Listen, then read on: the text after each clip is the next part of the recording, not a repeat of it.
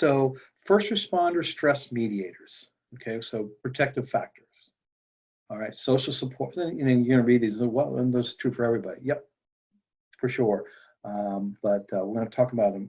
And try to weave in. At least this article tries to weave in nuances of these protective factors for first responders. Shared experiences with support networks have a decreased stress and lower PTSD symptoms. So first responders do tend to be a relatively tight-knit group. A fire company, for instance, it seems to, they at least in my kind of somewhat outside looking in perspective, seem to have a closeness, and they may talk about those experiences, but, and again, this is just purely on my small sample size anecdotal experience, that they will kind of maybe talk about, calls that were, more intense than others, but they won't necessarily talk about in the contents of, man, I can't sleep. I keep seeing whatever I saw, every time I try to close my eyes, or, I had to kind of go in the other room and just fight the tears back because I didn't want my family to see it.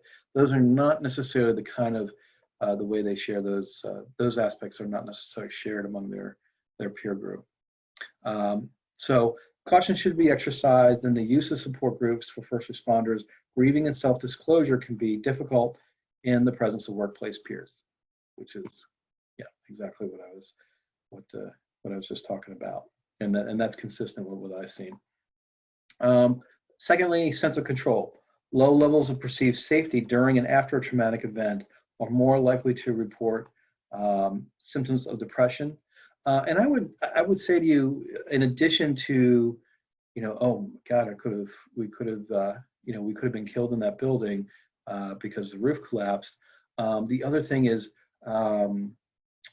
things where the sense of control is not necessarily directly related to their own safety, but hey, we didn't get the reinforcements we needed. Or one thing that came up recently was there was a administrative squabble about where this particular call was, whose jurisdiction it was, and in fact, the server, the rescue was ultimately, went bad because of speaking very vaguely, went bad because of administrative squabbling about whose jurisdiction it was, and that itself can be this kind of trigger this sense of control connected trauma. Okay.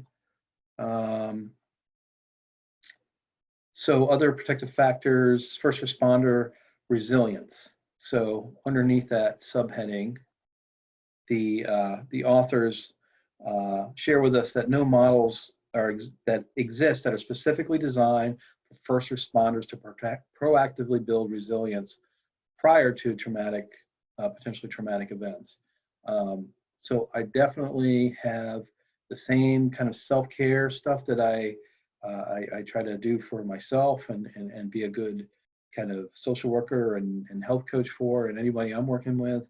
Try to do the same with first responders as well, with the messaging and again trying to tell them, hey, I try to take my own medicine on these things I'm dealing with, as you guys are in your field placements and your other work. You're dealing with stressful stuff, right? It's not we're not selling advertising space, right? We're working with heavy stuff. So yeah,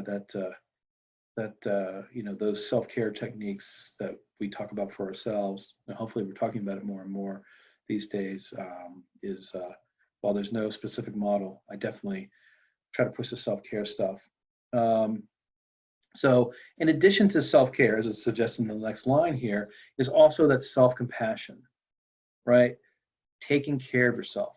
Part of that is allowing your release of that superhero mentality to take care of yourself and the way you take care of everybody else. And hey, that's good for you and I too, as we go through this. Maybe a number of this stuff is. And then also that survival guilt factor. It can be, although I don't necessarily hear this a whole lot, but sometimes what can come out that's not necessarily on the surface is feeling, self-blame for a loss out on the job. I will tell you what I notice is not so much the losses of the persons that they're responding to, but when there are incidences where there are losses among the first responder group, firefighters and paramedics, that can carry with it a lot of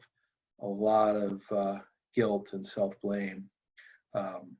Certainly, I've heard that, not directly, of course, but through books and documentaries on 9/11, hearing firefighters who survived talk about losing their peers and the survival guilt associated with that. Self-compassion is particularly important in individuals experiencing situations that may bring pervasive feelings of personal inadequacies, failures, and mistakes in reaction to circumstances that were beyond their control. Yeah, like I said, I mean, there are times, although again, what I find more often is it is kind of the trying to get them to let go of the superhero stuff, and don't worry about it. Yeah, hey, it's just another day at the office kind of thing, and no worries. Can be a lot of the surface stuff that at least I encounter. But there can be circumstances beyond their control. Oftentimes I'll hear them say, that sucked that person died, but they were, we knew that as soon as we laid eyes on them, we knew they weren't going to make it. Responding to a car accident, a fire, or something, something along those lines. Suicides too.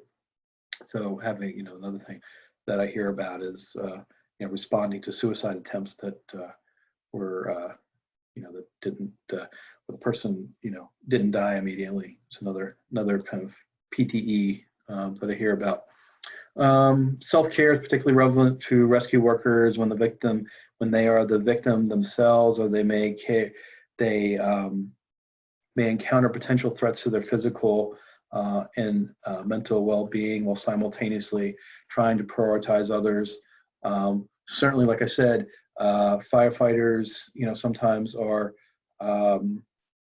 they just have one near miss too many, and it really kind of just ends up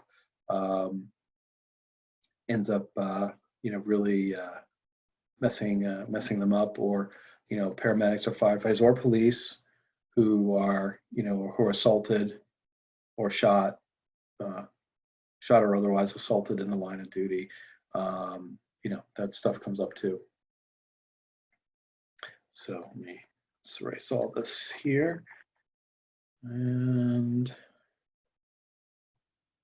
okay, in addition, another couple more points on first responder resilience here. Responders need to be educated about being mindful of their own emotional and personal need. Again, that's definitely see that so much. Just the, hey, dude, I just work a job. I just happen to do this thing, and I go in there and I do my job, and people are going to live and people are going to die, and that's just the way it is. And so again, you want to balance that with the you kind of want to make sure that they're taking care of themselves and recognizing what they put themselves through without interfering of some of those needed defense mechanisms when they're out there on the job. So that can be a careful balance clinically.